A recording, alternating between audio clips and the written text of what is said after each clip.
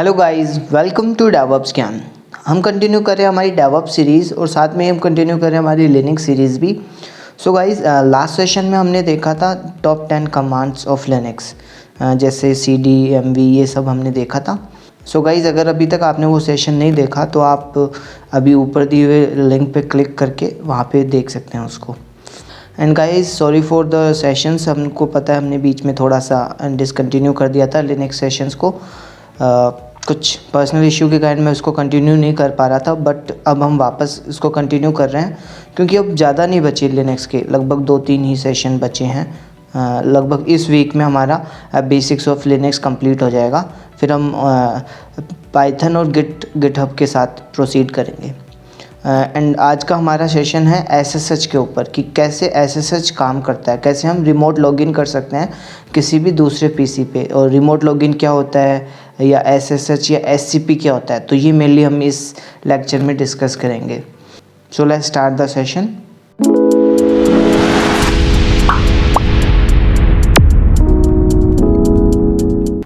So guys, हम continue करते हैं हमारा सेशन और यहाँ पे हम एसएसएच एंड एससीपी के बारे में पढ़ेंगे। तो पहले हम इन दोनों को स्टार्ट करने से पहले मैं आपको कुछ लिनक्स के कॉन्सेप्ट्स बता देता हूँ, फिर उसके बाद में हम इस पे आते हैं। ये मैंने लास्ट बार बताया था कि लिनक्स क्या है, एक मल्टी यूज़र ऑपरेटिंग सिस्टम है। मल्टी यूज़र मतलब एक साथ कई यूज़र इस पर काम कर सकते हैं साइमल्टेनियसली। जैसे मान लो ये आपका ओएस है, तो उसको एक टाइम पे मान लो उसके अंदर 5 यूज़र है। सो मान लो ये यूज़र 1, ये यूज़र 2, ये यूज़र 3, ये यूज़र 4, ये यूज़र 5। सो पांचों यूज़र सेम ही सिस्टम पर एक साथ काम कर सकते हैं, एक साथ जो भी यूज़र वाइज करना है वो कर सकते हैं। ऐसा नहीं जैसे मैं ये विंडोज़ की बात करता हूँ, तो अगर मैंने एक बार यहाँ पे लॉग ऑफ करके या मान लो अभी मैं लॉग आउट करके और एक पर्टिकुलर चलाता हूँ, जैसे एडमिनिस्ट्रेटर चलाता हूँ, या फिर मैंने कोई मान लो सब यूज़र बना रखा है कौशल नाम का, तो मैं कौशल से चला रहा हूँ, मैं किसी भी चला रहा हूँ, तो मैं एक समय पे एक ही यूज़र चला सकता हूँ। बट लिनक्स में आप एक साथ कई यूज़र्स भी चला सकते हैं और उनको चेंज भी कर सकते हैं एक दूसरे के साथ। जैसे मैं प्रैक्टिकली दिखाता हूँ।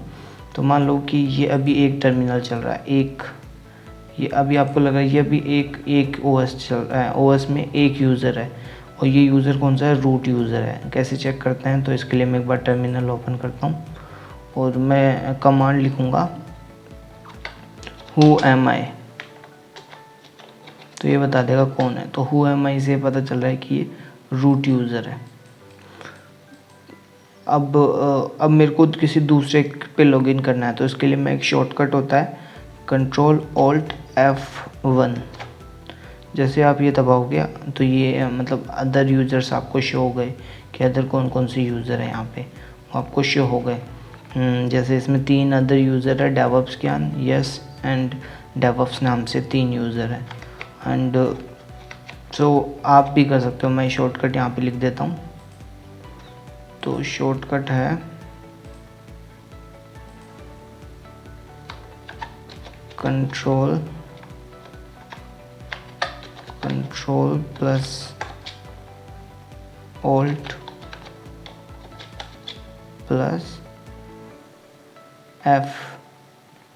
फंक्शन की कोई सी भी फंक्शन की दबाओ, मतलब अगर आप 1 दबाओगे तो अलग खुलेगा, 2 दबाओगे तो अलग खुलेगा, 3 दबाओगे तो अलग। तो F1 से लेके F6 तक काम कर सकता है। जैसे मैं भी दबाता हूँ वापस यहाँ पे जाके, जैसे मैंने F1 दबाया तो ये लॉगिन मेन्यू आ गया। मैं अगर Ctrl Alt और F2 दबाऊँगा तो मेरी पहली वाली स्क्रीन आ जाएगी जिस पे मैं था। अगर मैं Ctrl Alt F3 दबाऊँगा तो मैं एक तीसरे सर्वर पे चल जाऊँगा। जैसे यहाँ पे ये है, ये पहले से लॉगिन होगा किसी और से, डेवऑप्स यूज़र से ये लॉगिन है। ऐसे मैं Ctrl Alt F4 दबाऊँगा तो ये ब्लैक स्क्रीन आ गई, इसको बोलते हैं CLI लॉगिन। सो आप जिससे भी आपको लॉगिन करना है उस यूज़र से आप कर सकते हो। जैसे मेरे को मान लो यहाँ पे डेवऑप्स पहले मैं वापस इस पे जाता हूँ F2 पे, तो हुआ माई यूज़र हो गया। अब मैं एक तो ये हो गया, आप कमांड से भी जा सकते हो। अगर मैं लिखता हूँ CHVT change virtual terminal CHVT मैंने 3 लिख दिया, तो ये तीसरे वाले पे चेंज हो गया। अब ये तीसरे नंबर पे भी डेवऑप्स ज्ञान चल रहा है, तो ये डेवऑप्स चल रहा है। अब इसका पासवर्ड शायद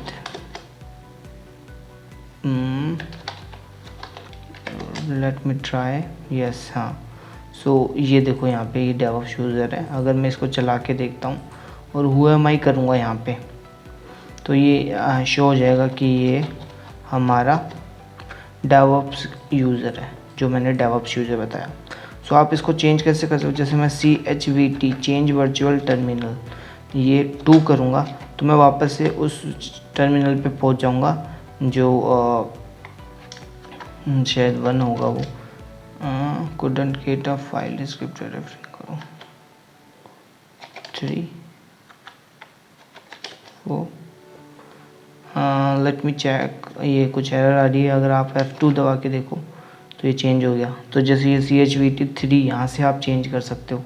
OMI ये रूट है, कंट्रोल ऑल्ट F3 दबाओगे तो आप डेवऑप्स पे पहुँच जाओगे। तो मैं ये भी टर्मिनल चेंज नहीं कर रहा, इसलिए मैं स्विच कर रहा हूँ 2 यूज़र्स को। तो आप एक साथ मतलब 2 यूज़र्स के साथ काम कर पा रहे हो ना। जैसे मैं LS करूँगा यहाँ पे तो मैं ये अलग जगह पे हूँ, और कंट्रोल ऑल्ट F2 करूँगा तो मैं अब ये दूसरे यूज़र पे आ गया। तो आप एक साथ कई स्क्रीन पे काम कर सकते हो लिनक्स में। जैसे मैं यहाँ पे बता रहा हूँ, एक साथ ये 5 स्क्रीन है, तो आप 5 स्क्रीन पे एक साथ काम कर सकते हो। मैं कलर कर देता हूँ उनको अलग अलग तरीके से। जैसे ये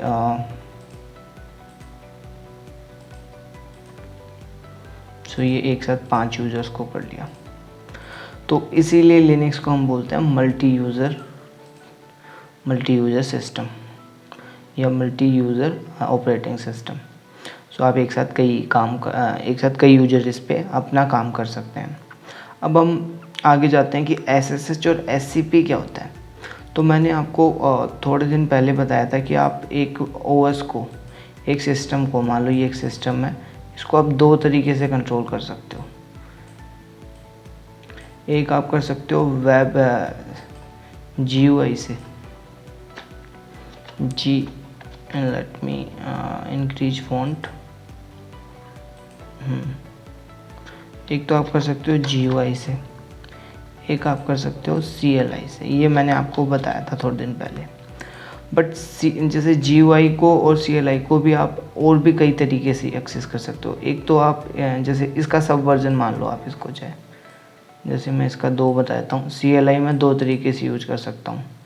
एक मैं कर सकता हूँ लोकल कंट्रोल करके, है ना, और एक मैं कर सकता हूँ रिमोट कंट्रोल करके, REMOTE।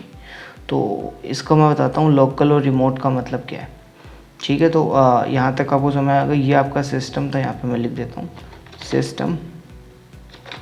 सिस्टम मतलब आपका जो भी PC है, आपका कंट्रोल है, तो वो है ये।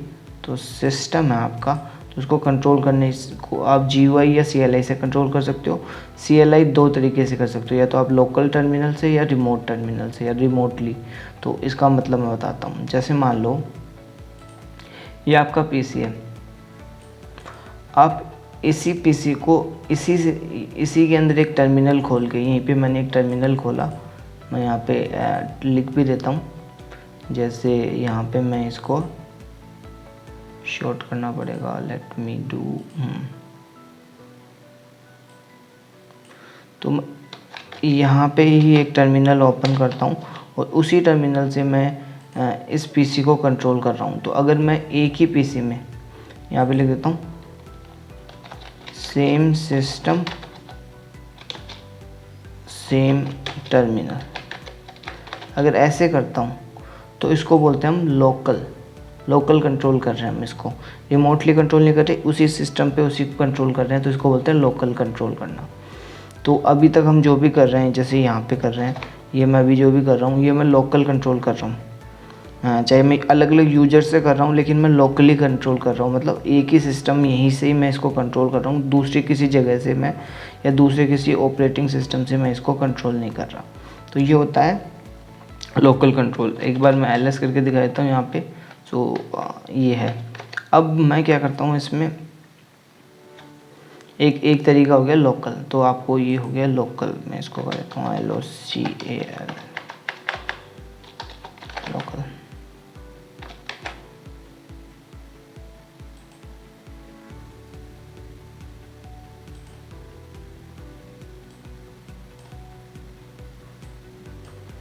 अब सेकेंड हम देखते हैं रिमोटली। तो रिमोटली का मतलब क्या होता है कि आपका ये सिस्टम है और मान लो आपका दूसरा पीसी यहाँ पे नहीं है, आपके ऑफिस रखा हुआ है, ऑफिस में रखा हुआ है या फिर किसी क्लाउड पे रखा हुआ है। क्लाउड नहीं समझते, जैसे मान लो आपका ये पीसी मुंबई रखा हुआ है और आप यहाँ पे हो, मान लो मैं जयपुर में हूँ, तो मैं ये जयपुर में हूँ, तो यहाँ पे मैं एक बार लिख देता हूँ, मैं हूँ जयपुर में और मेरा सिस्टम है मुंबई में। अब मेरे को इसको कंट्रोल करना है, इसको ये तो पता है कि इसको नेटवर्किंग से कंट्रोल करते हैं, तो मैं इसको कंट्रोल कर रहा हूँ। मेरे जयपुर वाले पीसी से मैं मुंबई वाले पीसी को कंट्रोल कर रहा हूँ। तो ये कंट्रोल करना होता है, इसको बोलते हैं रिमोट कंट्रोल। मतलब यहाँ पे क्या होगा कि टर्मिनल होगा वो यहाँ पे होगा। हाँ, जैसे मैं यहाँ पे लिख देता हूँ, आपका टर्मिनल यहाँ पे होगा इस वाले सिस्टम में, बट इस टर्मिनल से जो भी कंट्रोल होगा वो उस सिस्टम में होगा। मतलब यहाँ पे आप लिखोगे MKDIR कुछ, मतलब कोई भी एक डायरेक्टरी बनाओगे तो वो इस लोकल में नहीं, इस मुंबई वाले लोकल में बनेगी। इसके अंदर एक फोल्डर क्रिएट होगा। कुछ भी कमांड चलाओगे तो यहाँ पे वो एक्सेस होगा। तो इसको बोलते हैं आप रिमोटली एक्सेस करवाना। तो इसको आप बोल सकते हो रिमोट, REMOTE।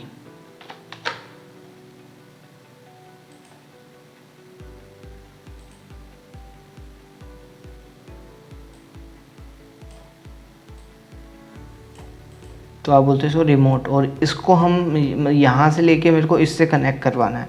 तो ये किसी मतलब कुछ नेटवर्किंग के थ्रू होता होगा, और आपको पता है कभी भी हम नेटवर्किंग से कुछ भी करते हैं तो हमको कुछ प्रोटोकॉल्स को फॉलो करना पड़ता है। जैसे अगर आप एक वेब ब्राउज़र भी चला रहे हो तो वेब ब्राउज़र में भी आप बैकएंड में क्या करते हो, HTTP प्रोटोकॉल, HTTP या HTTPS प्रोटोकॉल पे काम होता है। ऐसे ही यहाँ पे टर्मिनल को जब आप यूज करते हो तो इसके पीछे होता है काम SSH पे, SSH प्रोटोकॉल पे।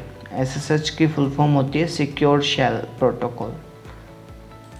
Late me write. सो अगर आपको यहाँ से उसको कंट्रोल करना है तो उसको आप बोलते हो SSH के थ्रू आप उसको कंट्रोल करते हो। सेम अगर आप एक सेकंड होता है SCP। तो अगर मान लो आपको इस वाले सिस्टम से किसी फाइल को दूसरे सिस्टम पे पहुँचानी, मान लो ये एक फाइल थी, इसको आपको उठा के यहाँ पे पहुँचाना है। मैं इसको कनेक्ट कर देता हूँ। तो उसके लिए हमारे पास प्रोटोकॉल होता है SCP। तो SCP मतलब सिक्योर कॉपी, एक सिस्टम से दूसरे सिस्टम पे आप कॉपी कर रहे हो। और SSH मतलब सिक्योर शेल, वहाँ पे इसको कंट्रोल करने के लिए आपको एक शेल मिलेगा जिससे आप कंट्रोल कर रहे हो। तो ये हम एक बार प्रैक्टिकल करते हैं, फिर आपको थोड़ा समझ में आ जाएगा। तो आपको पहले हम लोकल का प्रैक्टिकल करते हैं। तो लोकल में जैसे मैं भी नॉर्मल करता हूँ, यहाँ पे मैं एक काम करता हूँ, LS करके क्लियर LS। सो यहाँ पे मैं एक फ़ोल्डर बना देता हूँ MKDIR, उसका नाम रख देता हूँ टेस्टिंग SSH नाम से। तो टेस्टिंग SSH नाम से मैं एक फ़ोल्डर बना देता हूँ LS। तो यहाँ पे अगर आप देखोगे तो टेस्टिंग SSH नाम से एक फ़ोल्डर बन गया होगा। लेट मी चेक, ये रहा, टेस्टिंग SSH नाम से एक फ़ोल्डर बन गया। सो इस टेस्टिंग SSH के अंदर मैं जाता हूँ CD टेस्टिंग SSH और LS करता हूँ। तो अभी ये खाली है। अब मैं इसमें कुछ भी बना देता हूँ MKDIR KK या कुछ, मैंने कुछ नाम का एक फ़ोल्डर इसके अंदर बना दिया। LS करता हूँ तो ये कुछ नाम का एक फ़ोल्डर आ गया। तो अभी मैं क्या कर रहा हूँ, मेरे खुद के लोकल सिस्टम पे लोकली कोई फाइल क्रिएट किया, तो इसको बोलते हैं आप लोकली एक्सेस करना। मतलब मैं अभी किसी दूसरी जगह से नहीं कर रहा, मैं कभी मान लो दूसरी सिटी में बैठ के इसको नहीं चला रहा। अभी मैं पर्टिकुलर अपने ही PC पे, अपने ही टर्मिनल पे इसी सिस्टम के अंदर मैं कुछ भी फाइल क्रिएट कर रहा हूँ, तो इसको बोलते हैं आप लोकल कंट्रोल करना। आप अपने पीसी को लोकली कंट्रोल कर रहे हो। बट मान लो मैं किसी दूसरे पीसी से इसको कंट्रोल करना चाहता हूँ, दूसरे पीसी से मैं इसको एक्सेस कराना चाहता हूँ, तो उसके लिए हम यूज करते हैं SSH का। तो SSH यूज करने के से पहले आपको कुछ मतलब अभी जैसे मैं आपको SSH यूज करके दिखा रहा हूँ, तो कुछ प्रीरिक्विजिट्स होती है। पहली चीज़ तो क्या कि दोनों टर्मिनल मैं यहाँ पे लिख देता हूँ,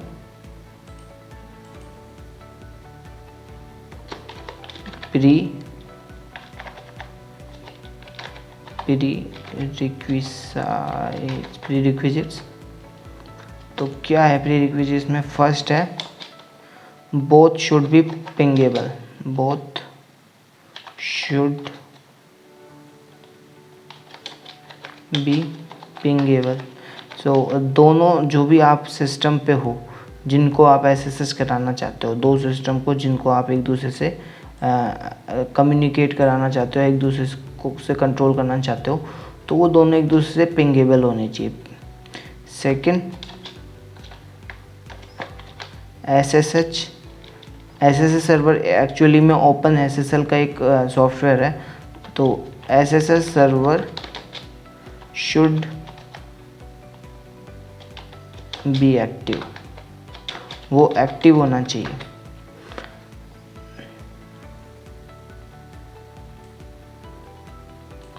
थर्ड चीज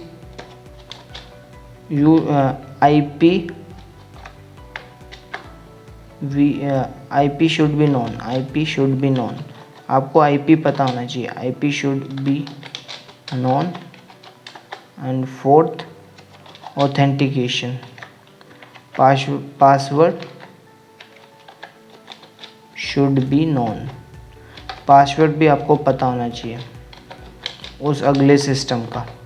और भी कई चीज़ होती है बट अभी के लिए ये चार ही चीज़ आप देख लो। बाकी हम जब AWS करेंगे तब आपको वापस से मैं ये SSH के कॉन्सेप्ट्स पढ़ाऊँगा। तो अभी मैं थोड़ा बेसिक्स में बता रहा हूँ इसको। तो क्या है कि दोनों सिस्टम पिंगेबल होने चाहिए, SSH सर्वर दोनों पे एक्टिव होना चाहिए, और third it should be known, IP should be known and password should be known. तो पहले हम ये चारों चीज़ चेक करते हैं। तो पहले मान लो कि ये एक पहला सिस्टम है और दूसरा सिस्टम मैं ये रख देता हूँ नोड A, और मैं इसको चेक करता हूँ। तो पहले मैं इसको लॉगिन कर देता हूँ, रूट एंड जो भी पासवर्ड है वो लिख देता हूँ। सो ये एक अलग नोड है और ये एक अलग नोड है। अगर मैं एक बार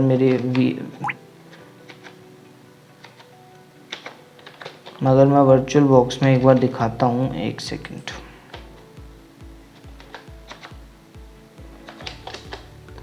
तो ये दोनों अलग अलग OS है, ये रेड हैट 8 है, ये नोड A है। तो ये दो अलग अलग OS है अभी वर्चुअल बॉक्स के, मतलब दो अलग अलग PC मान लो आप। तो इन दोनों को मैं एक्सेस कराऊंगा, कंट्रोल कराऊंगा। तो ये पहला सिस्टम एंड दूसरा सिस्टम ये। अब मैं सबसे पहले तो इसकी IP देखता हूँ। तो इसके लिए मैं if config यूज करूँगा, if config, और ये enp0s3, ये मैंने कमांड आपको बताई थी तो आप एक बार और देख लेना। if config, सो मेरे को इसकी IP मिल गई 192.168, 184, 196, ठीक है। ये इसकी IP है फर्स्ट वाले की। और सेकंड वाले की इसकी IP देखते हैं। तो मैं एक बार क्लियर कर चलो यहाँ पे मैं करता हूँ if config enp0s3, इस पर भी देख लेते हैं। तो इसकी IP आ रही है 192, 168, 184 और 50। तो दोनों की IP आपको यहाँ पे पता चल रही है। ये लास्ट में 196 है, ये लास्ट में 196। तो पहले तो आपको पिंग करके देखना है कि ये पिंगेबल है क्या। तो मैं करता हूँ पिंग 192.168.184. वहाँ पे उसकी IP क्या है, लेट मी चेक, 50। सो 50 ये करके मैं एंटर करता हूँ। तो ये देखो अभी ये पिंग कर रही है। तो ये पिंग कर रही है मतलब देखो यहाँ पे बता रखा है 4 रिसीव्ड 0% पैकेट लॉस का मतलब ये सिस्टम तो उसको पिंग कर सकता है। चलो अब ये दूसरे वाला देखना है कि दूसरा वाला उसको पिंग कर सकता है नहीं कर सकता। तो इसके लिए मैं यहाँ पे देखता हूँ पिंग 192.168.84 184 कहाँ पे है, 184 डॉट लास्ट नंबर क्या था, एक सेकेंड, उसकी आईपी थी 196, सो 196 इसको करके देखते हैं। तो यहाँ पे भी ये देखो पिंग कर रहा है, तो मतलब दोनों सिस्टम पिंगेबल है। तो एसएसएच करने का पहला प्रीरिक्विजिट्स तो हो गया कंप्लीट। अब दूसरा देखते हैं दोनों में कि एसएसएच सर्वर वर्क कर रहा है नहीं कर रहा। तो एसएसएच सर्वर आप दो तरीके से चेक कर सकते हो। एक तो आप वो मैंने नेट स्टेट कमांड बताई थी, नेट स्टेट TNLP, ये आप देखना। तो ये नेट स्टेट TNLP आप जैसे करोगे तो इसमें देखना ये 22 पोर्ट नंबर वर्क करना चाहिए। यहाँ पे लिख भी रखा है SSHD नाम का ये चल रहा है SSHD। तो अगर ये आ रहा है यहाँ पे भी SSD, तो मतलब ये SSH नाम का सर्वर चल रहा है। पहले सिस्टम में तो चल रहा है, दूसरे में भी आपको यही कमांड नेट स्टेट -TNLP ये करोगे तो इसमें भी आप देखोगे तो ये TCP में 22 पोर्ट नंबर एक्सेसिबल है, SSD वाला चल रहा है। तो ये दोनों में चल रहा है, इसका मतलब सेकंड वाला प्रीरिक्विजिट्स भी हो गया कि आपका दोनों सर्वर चल रहा है। थर्ड, आपको इनके पासवर्ड पता होने चाहिए, IP और पासवर्ड पता नहीं चाहिए। तो IP और पासवर्ड आपको पता है। अब मैं क्या कर रहा हूँ, मान लो ये वाला सिस्टम था, इसको मैं लिख देता हूँ यहाँ पे, ये जो सिस्टम है इसको मैं लिख देता हूँ 196, जो जयपुर में है वो 196 है। 196 मतलब पूरी IP लिख देता हूँ 192.168.184.196। ये मान लो कि जो CLI वाला टर्मिनल है वो पहला, इसकी IP ये है, और दूसरे वाले की IP क्या है 192.168.184.50, ये सेकंड वाले क्या है। तो अब मैं क्या करूँगा, ये इस वाली 196 वाले से इस वाले को मैं कंट्रोल करूँगा। चलो देखते हैं कंट्रोल होता है नहीं होता। तो मैं पहले इसमें चल जाता हूँ, इसको क्लियर कर देता हूँ, क्लियर LS, ठीक है खुश। अब मैंने अभी थोड़ी देर पहले ये टेस्टिंग SSH नाम का एक फ़ोल्डर बनाया था, उसमें ये कुश नाम का एक फ़ोल्डर भी मैंने बनाया था। तो ये मैंने लोकली बनाया था, लोकली बनाया था। अब मैं इसको SSH के थ्रू बनाऊंगा या फिर रिमोटली बनाऊंगा, दूसरे सिस्टम से इस पर एक फ़ाइल बनाऊंगा। तो इसके लिए मैं क्या करता हूँ, पहले तो लॉगिन करता हूँ SSH। तो इसके लिए पहले मैं क्लियर कर देता हूँ, क्लियर।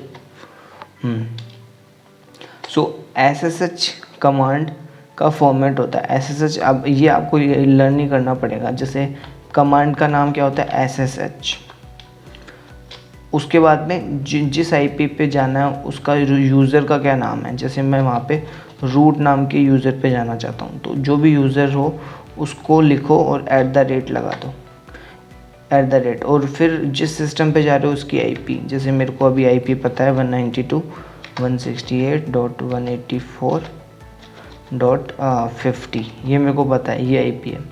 तो मैं क्या कर रहा हूँ, SSH कर रहा हूँ रूट यूज़र बन के, यूज़र का नाम मैंने लिखा है, फिर @ जिस IP पे जा रहा हूँ उसको। तो मैंने जैसे एंटर किया तो ये बोल रहा है कि हाँ ठीक है, उससे कनेक्ट कर सकते हो आप। तो उसके लिए येस लिखो, मैंने येस लिखा। अब ये मेरे से पासवर्ड पूछेगा वहाँ पे जाने के लिए। तो वो बोल रहा है कि आप दूसरे सिस्टम पे जा रहे हो 50 वाले पे, तो उसका पासवर्ड बताओ। गाइस ये याद रखना, SSH कौन सा यूज़र और IP ये लिखोगे तो उसके बाद में ये मतलब ये कुछ ऑथेंटिसिटी होती है। ये आपको आगे जब AWS करेंगे तब बताऊंगा कि बैकग्राउंड में क्या हो रहा है ये। तो अभी के लिए आप इस वाले स्टेप को छोड़ देना, होस्ट की चेकिंग इसको बोलते हैं हम। तो ये होस्ट की चेकिंग वाला पार्ट एक बार आप स्किप कर देना। बस ये देखना कि जैसे आप करोगे तो आपसे ये पासवर्ड पूछेगा येस लिखने के बाद में। तो जैसे ये पासवर्ड पूछा है तो उसका पासवर्ड लिख दो। जैसे मेरे को उसका पासवर्ड पता है, मैं उसको लिख देता हूँ और एंटर करता हूँ। तो अभी मैं ये पर्टिकुलर कौन से वाले सिस्टम पे हूँ, मैं नॉर्मल। अभी यहाँ पे देखो, यहाँ पे नोड A लिखा हुआ था ना, अभी इसका ये यूज़र नेम चेंज हो गया, root @ कुश हो गया, ठीक है, जैसे यहाँ पे था। अब मैं LS करता हूँ तो यहाँ पे मान लो अभी कुश नाम का ही फोल्डर बना हुआ है। अब मैं स्लिप में क्या हो रहा है कि मैं इस वाले से, इस जयपुर वाले, मान लो ये इस फर्स्ट OS से सेकंड OS के अंदर हूँ, मतलब वहाँ से मैंने एक टर्मिनल को एक्सेस करवा लिया है। वो भी आपको पता नहीं चल रहा होगा, ये थोड़ा सा अजीब लग रहा होगा, बट मैंने उसको कर लिया। जैसे अब आपको तसल्ली दिलाने के लिए आप मान लो कि यहाँ पे हैं, अब यहाँ पे कुछ नाम का ही फ़ोल्डर है। अब मेरे को पता है कि मेरे को ये फ़ोल्डर टेस्टिंग नाम, पहले तो मैं एलएस करता हूँ तो यहाँ पे भी वो टेस्टिंग एसएसएच नाम का एक फ़ोल्डर है।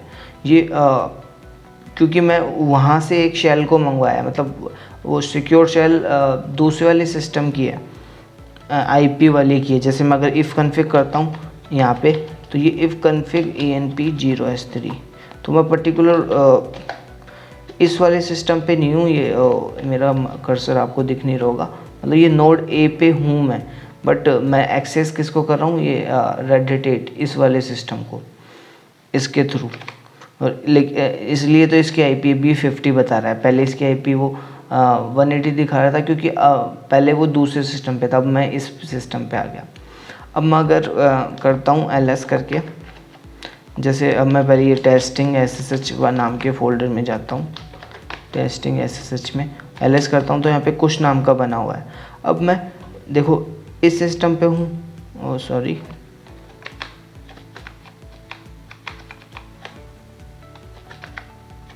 सो अभी मैं इस सिस्टम पे हूँ और मैं उस पे फ़ोल्डर बनाऊँगा। जैसे वापस यहाँ पे मैं एक बार दिखाता हूँ, LS कुछ नाम का ही फ़ोल्डर है। अब मैं यहाँ पे मान लो सोनी नाम का एक फ़ोल्डर बनाना चाहता हूँ, तो मैंने बना दिया MKDIRSONI। तो मैं बना किधर रहा हूँ, यहाँ पे इस ब्लैक स्क्रीन पे बनाया, बट यहाँ पे मैं LS करूँगा तो यहाँ पे सोनी नाम का बन गया। थोड़ा सा वापस से देखना, मतलब मैंने यहाँ पे इस ब्लैक स्क्रीन दूसरे सिस्टम पे नोड ए पे ये कमांड चलाई और ये बन फोल्डर किस पे गया, इस पे।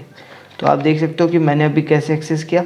मैंने टर्मिनल यहाँ पे है, मैं इसको कलर करता हूँ, टर्मिनल ये वाला है, यहाँ से मैंने इस पे फाइल बनाई। तो आप समझ पा रहे हो कि मैंने SSH से यहाँ पे इसको फाइल बनाई।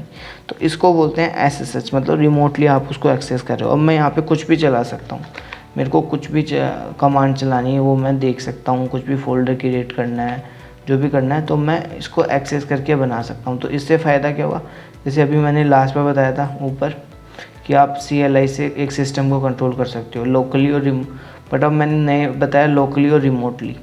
तो लोकली करोगे तो आप पर्टिकुलर अपने सिस्टम को ही कर सकते हो, लेकिन रिमोटली आप किसी भी सिस्टम को कर सकते हो, किसी भी मतलब इस कंट्री में या जो भी वर्ल्ड में जो भी सिस्टम हो जिसकी आपको IP और उसका पासवर्ड पता हो, उसको आप एक्सेस कर सकते हो। ये 4 चीज़ें होनी चाहिए बस, वो कि वो पिंगेबल होना चाहिए, ये 4 जो मैंने कंडीशन बताई थी। अगर ये 4 कंडीशन आपको पता है किसी भी सिस्टम की, ये चारों चीज़ पॉसिबल है, तो आप उस सिस्टम को आपके कंप्यूटर से आप उसको एक्सेस कर सकते हो, कंट्रोल कर सकते हो।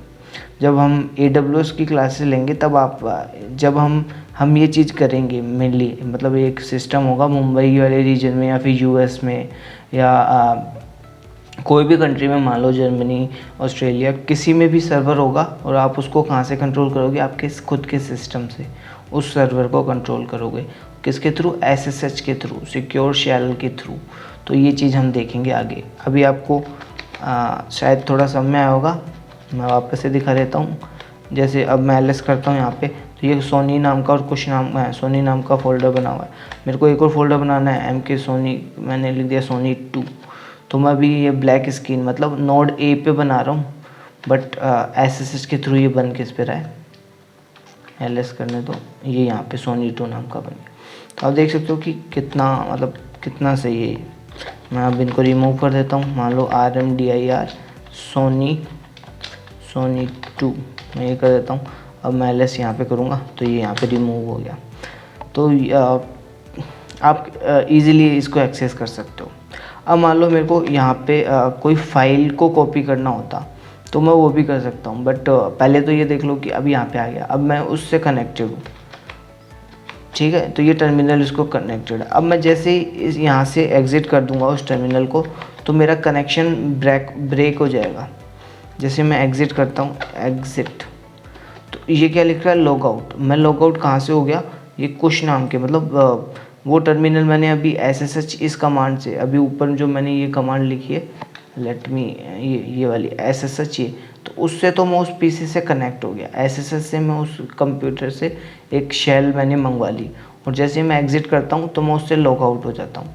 ये बता भी रहा है कनेक्शन टू 192.168.184.50 इज़ क्लोज्ड, मतलब अब आपका कनेक्शन कैंसिल हो गया। अब मैं पर्टिकुलर इस सिस्टम पे नहीं हूँ, जैसे अब मैं इस सिस्टम पे नहीं हूँ, अब मैं पर्टिकुलर अपने खुद के सिस्टम पे, मतलब ये नोड ए के ऊपर ही हूँ। अगर मैं देखता हूँ यहाँ पे होस्ट नेम तो ये बता देगा कि मैं नोड ए पे हूँ। इसका होस्ट नेम है और इसका होस्ट नेम आप देखोगे तो इसका होस्ट नेम है कुश, तो इसका होस्ट नेम कुश है, ये अलग सिस्टम है, और ये होस्ट नेम नोड ए है, तो ये अलग सिस्टम है। अब और इफ़ कन्फिग से भी आप चेक कर सकते हो, if config let me check, हाँ ANP0, तो इसकी IP 196 है और वहाँ पे उसकी IP वो आ रही, तो मतलब ऐसे आपको दूसरे सिस्टम में जाने में हेल्प ही करता है। अब मैं यहाँ पे कुछ भी करूँगा तो उससे उस पर कुछ भी फ़र्क नहीं पड़ेगा।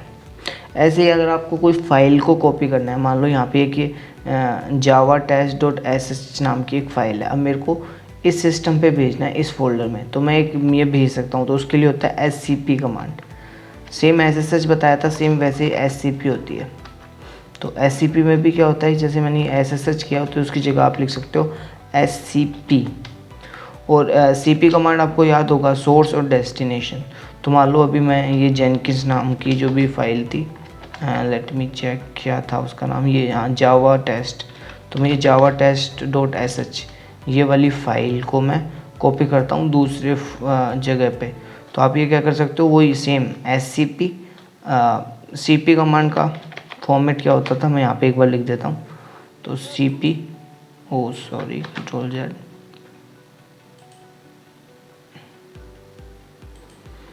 जो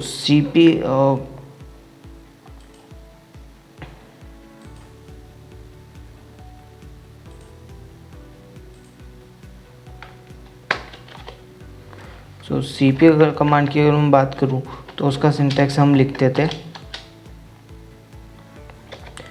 cp सोर्स डेस्टिनेशन, ये फॉर्मेट होता था।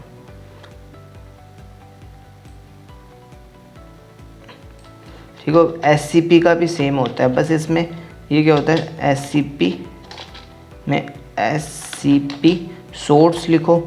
अब वो सोर्स कोई भी हो सकता है, सोर्स लिखो तो आपको ये बताना पड़ेगा कि सोर्स कौन सा है, रिमोट सोर्स है या लोकल सोर्स है। तो मान लो यहाँ पे आपको मेंशन करना पड़ता है कौन सा है, लोकल है या रिमोट है, ये आपको बताना पड़ता है। तो सोर्स कौन सा है और डेस्टिनेशन कौन सी है ये भी बताना पड़ता है। तो ये डेस्टिनेशन भी लोकल है या फिर रिमोट है, ये दोनों आपको बताना पड़ता है। तो ये भी आपको थोड़ा सा कॉम्प्लेक्स लगा होगा, बट अभी आपको समझ में आ जाएगा 1 मिनट के अंदर। ये आपको कमांड में बता देता हूँ।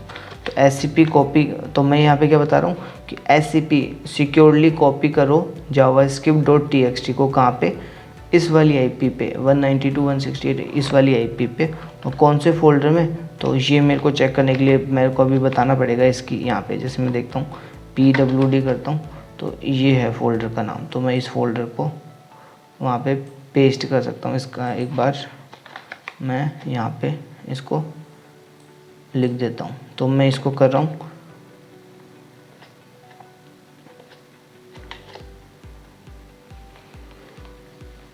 192.168.104.50। अब इसके आगे मैं इसकी लोकेशन लिख देता हूँ, जैसे ये है /root/testing_ssh।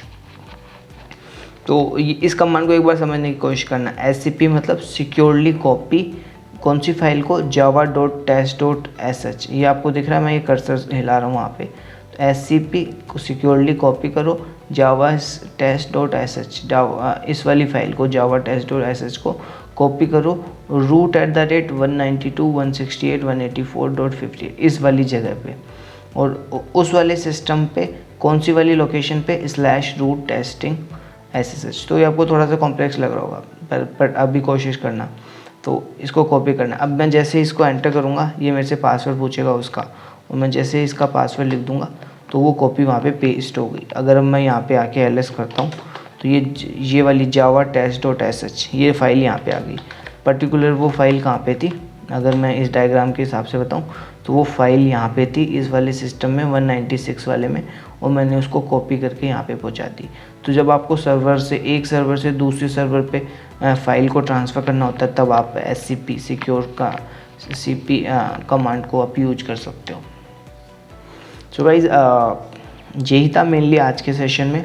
अभी आपको थोड़ा अभी भी मेरे को लगता है कि आपको थोड़ा सा ये हार्ड टॉपिक लग सकता है, क्योंकि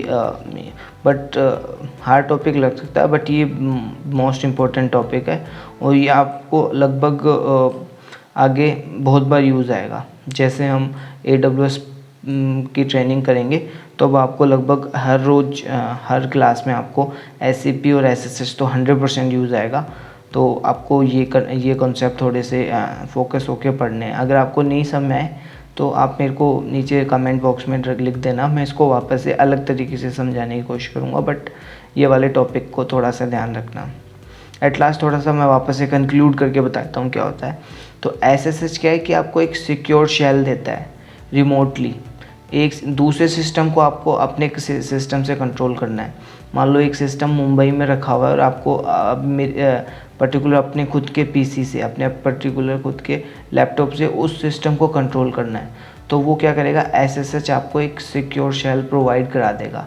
उसकी अगर ये 4 जो प्रीरिक्विजिट्स मैंने बताई, अगर ये 4 प्रीरिक्विजिट्स सही है, फॉलो कर रही है, तो आप क्या कर सकते हो, एक टर्मिनल वहाँ से बुला सकते हो या मंगवा सकते हो या कंट्रोल कर सकते हो। उस टर्मिनल से आप उस PC को पूरा कंट्रोल कर सकते हो SSH के थ्रू। और अगर आपको कोई फाइल ट्रांसफ़र करनी है तो उसके लिए SCP होता है। तो मेनली यही था, आज आपको मेनली यही सिखाना था। तो आई होप आपको ये लेक्चर पसंद आया होगा। तो गाइज़ अपने फ्रेंड्स को भी इसको शेयर करो और ज़्यादा से ज़्यादा लोगों को शेयर करो। और जितना अगर थोड़ा कॉम्प्लेक्स लग रहा है तो मैं इसको वापस से अलग वे में वीडियो बना दूंगा, तो आप इसको कमेंट बॉक्स में लिख देना। So thank you guys, bye, have a nice day.